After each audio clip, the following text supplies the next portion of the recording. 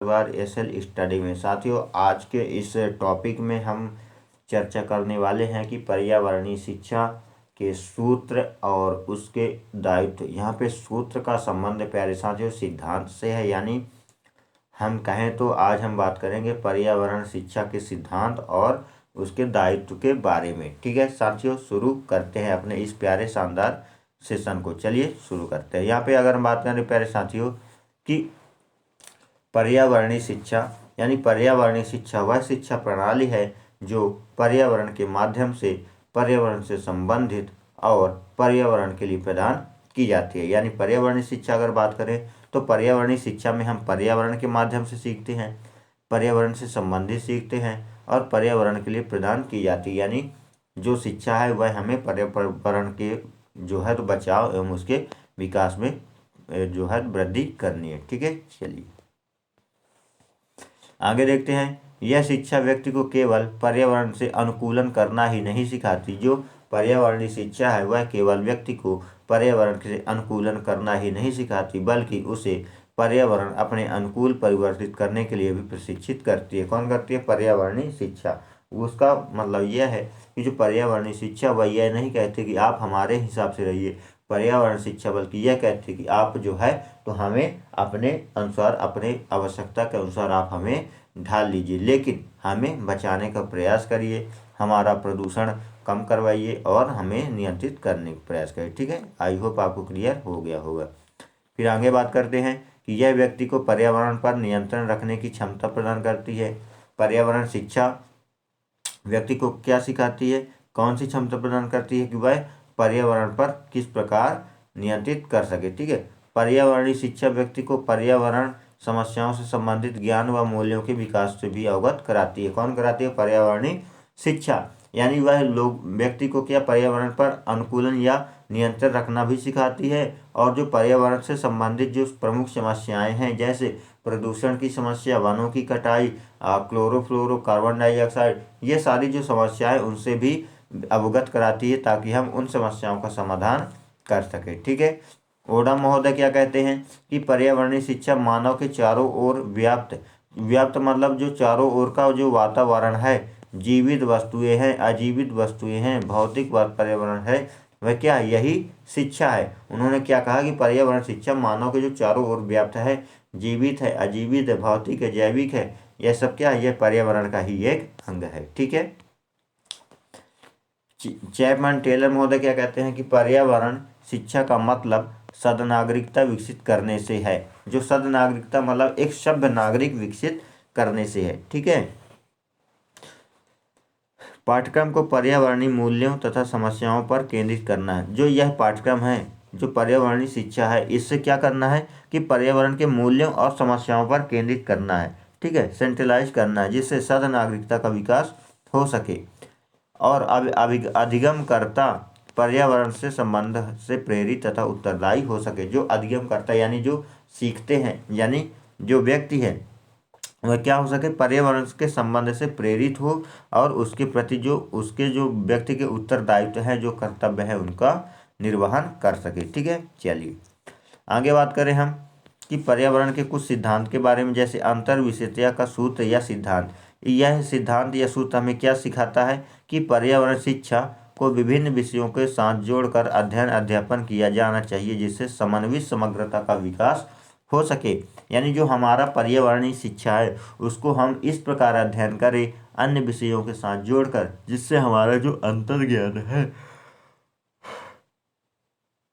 जो पर्यावरण की समग्रता का ज्ञान है, वह लोगों के प्रति जा सके जी, है ना। इससे हम क्या है कि पर्यावरण को अन्य विषयों के साथ जोड़कर अध्ययन करना चाहिए, जैसे समाजशास्त्र के साथ अर्थशास्त्र, फिजिक्स, है ना, इतिहास, कि हमारे पर्यावरण में इनका भी कितना योगदान है। ठीक है, चलिए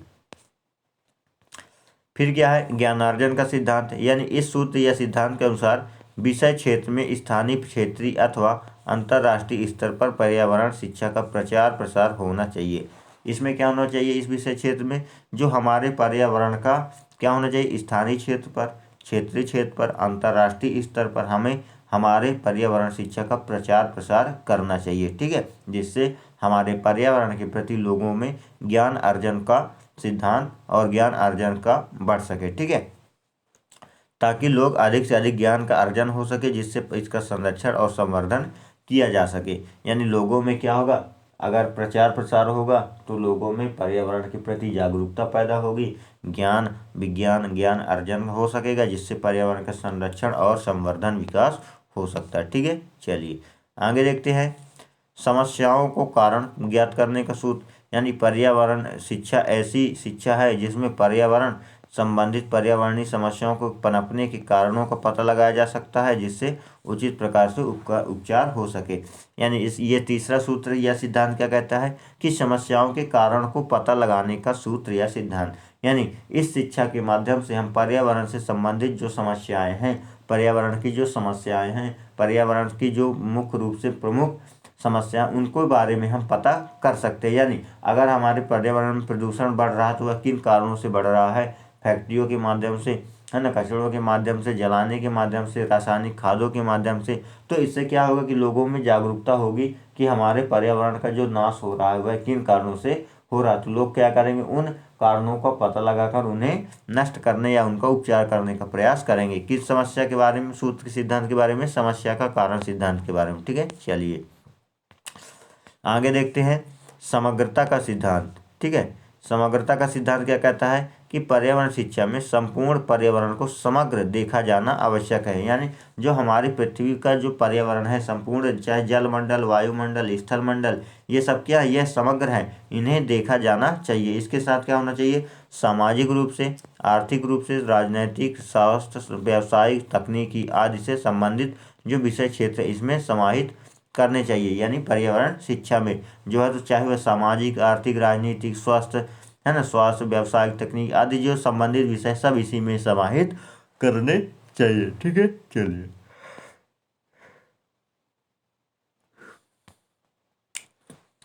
फिर क्या, परस्पर सहयोग का सूत्र, यानी पर्यावरण संबंध विभिन्न कार्यों जैसे संरक्षण एवं विकास जैसे पक्ष पारस्परिक सहयोग के द्वारा ही राष्ट्रीय एवं अंतर्राष्ट्रीय स्तर पर परस्पर सहयोग से पर्यावरणीय समस्याओं का निपटारा किया जाना संभव हो सकता है।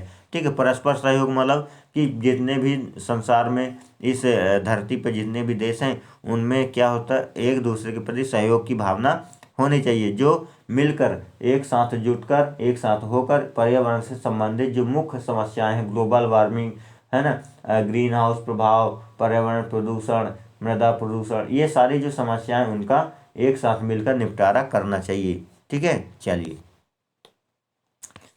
फिर कौन सा सूत्र है, निरंतरता का सूत्र, यानी पर्यावरण एक ऐसा विषय है जो मानव की उत्पत्ति लेकर उसके अंत तक उसमें रहकर विभिन्न क्रियाकलाप करता है। यानी यह एक ऐसा विषय है जो, कौन सा विषय, यह एक ऐसा विषय है जो मानव की उत्पत्ति यानी मानव के जन्म से लेकर उसकी मृत्यु तक, है ना, उसमें जो रहकर वह जो विभिन्न क्रियाकलाप करता है तथा इसमें सुधार एवं इसका विकास सतत रूप से किया जाना चाहिए, जिससे पर्यावरणीय विकृतियों पर विजयी पाया जा सके। ठीक है, चलिए फिर क्या है, योजना का निर्माण सूत्र, यानी योजना का सिद्धांत, भविष्य में हमारा पर्यावरण सुरक्षित रहे, आने वाली पीढ़ी चैन की सांस ले, इस कारण पर्यावरण संवर्धन संरक्षण हेतु विभिन्न योजनाओं का निर्माण किया जाना आवश्यक है। योजनाओं के निर्माण के साथ उनका क्रियान्वयन करना आवश्यक है। यानी जो आने वाली जो हमारी पीढ़ियां हैं वह चैन की सांस ले, उन्हें किसी भी प्रकार की समस्या ना हो, इस हेतु हमें योजना का निर्माण किया जाना चाहिए, है ना। योजना के निर्माण के साथ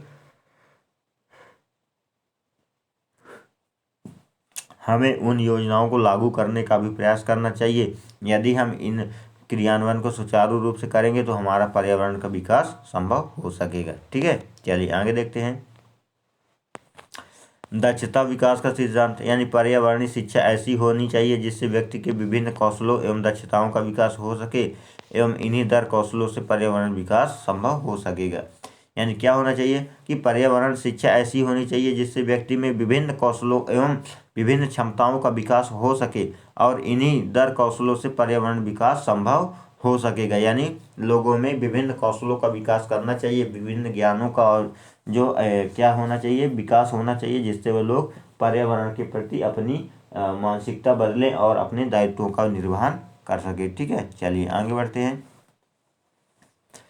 अब हम बात करेंगे दायित्व के बारे में, यानी ऐसे कौन से हमने सूत्र पढ़ लिए, अब हम पढ़ेंगे दायित्व, यानी हमने क्या पढ़ लिया, पर्यावरणीय शिक्षा पढ़ लिया, पर्यावरणीय शिक्षा के सूत्र पढ़ लिए यानी सिद्धांत पढ़ लिए। अब हम पढ़ेंगे कुछ दायित्व के बारे में, यानी हमारे क्या दायित्व होने चाहिए पर्यावरण को लेकर। ठीक है, तो पहला क्या, पर्यावरण शिक्षा में दायित्व। तो एक और जहां आधुनिक भौतिकवादी युग ने विकास के अनेक प्रतिमान स्थापित कर लिए, वहीं पर्यावरण के अनेक प्रकार प्रदूषण उत्पन्न हो गए। यानी मानव क्या हुआ कि विकास की होड़ में, है ना, डेवलप की होड़ में इतना खो गया कि वह आज के इस भौतिकवादी युग में इतना विकास कर लिया, इतना प्रतिमान स्थापित कर लिया,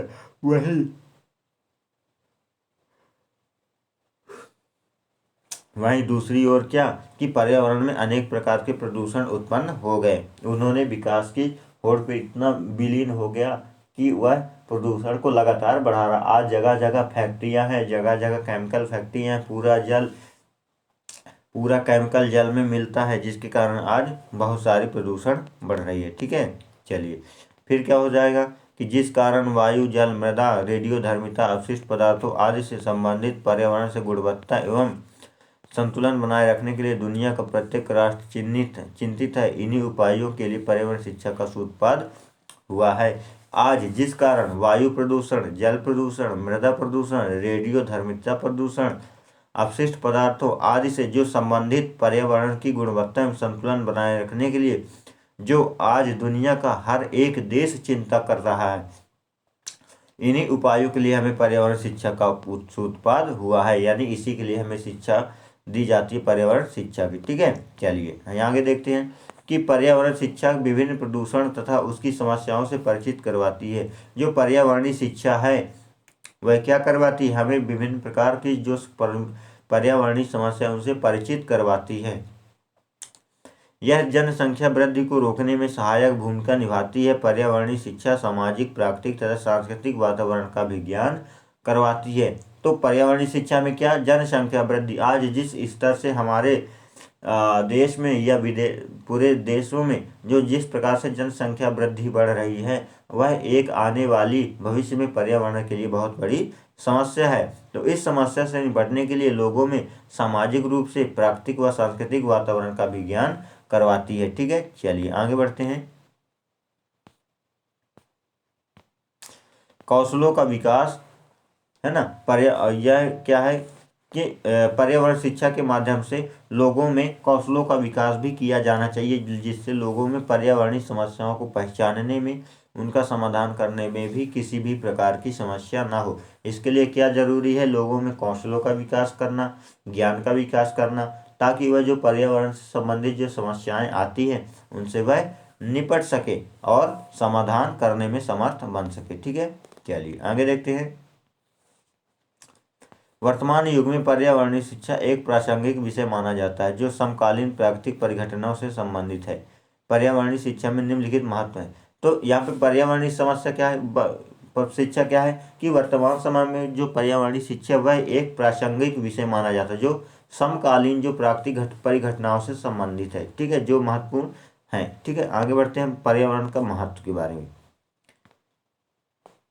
तो पर्यावरण मानव के लिए प्रसन्नता का स्रोत है। पर्यावरण कैसा है, मानव के लिए प्रसन्नता का स्रोत है।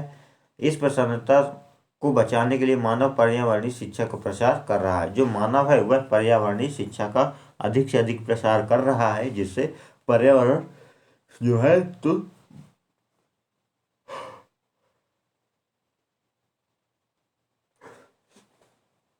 संरक्षण हो सके। ठीक है, चलिए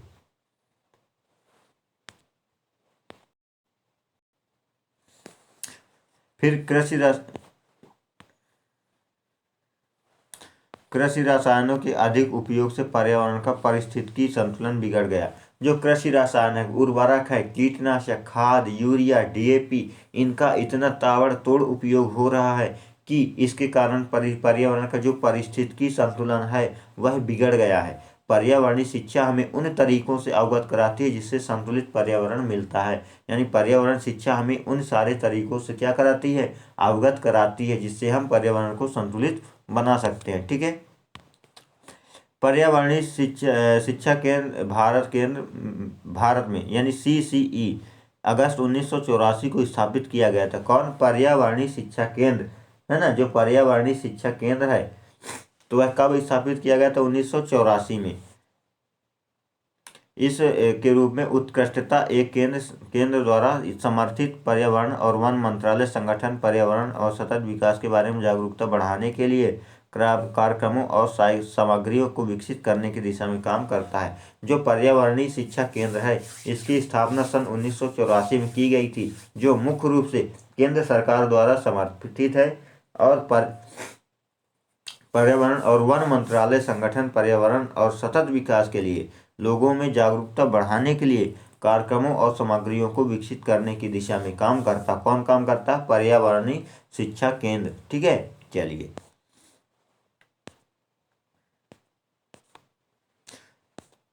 इसके बाद हम देखें पर्यावरण, यानी पर्यावरण को प्रदूषित होने से बचाने के लिए विशेष कदम उठाए जा सकते हैं, जो निम्न प्रकार, जैसे कागज को बर्बाद नहीं करना चाहिए। हमें प्रयास यह करना चाहिए कि कागज का रिसाइकलिंग कर लेना चाहिए, है ना, क्योंकि कागज बनाने में अधिक से अधिक पेड़ों की कटाई होती है, वन को नष्ट किया जाता है। फिर क्या है कि पॉलीथीन का प्रयोग बंद कर देना चाहिए। जो पन्नियाँ जेलेटिन वगैरह लोग प्रयोग करते हैं उसको बंद कर देने से कांच प्लास्टिक आदि से पुनर्चक्रण द्वारा नई वस्तुएं बनानी चाहिए। यानी हमें कांच प्लास्टिक आदि का पुनः चक्रण करना चाहिए और नई नई वस्तुएं बनानी चाहिए, जिससे क्या होगा, हमारे पर्यावरण प्रदूषण में कमी आएगी। ठीक है, तो आई होप साथियों आपको ये पूरा कॉन्सेप्ट क्लियर में आ गया होगा, मैं आशा करता हूँ। और वीडियो पसंद है, वीडियो को लाइक कीजिए, शेयर कीजिए, चैनल को सब्सक्राइब कीजिए। फिर मिलेंगे एक नए कॉन्सेप्ट के साथ, नए वीडियो के साथ। तब तक के लिए जय हिंद, जय भारत।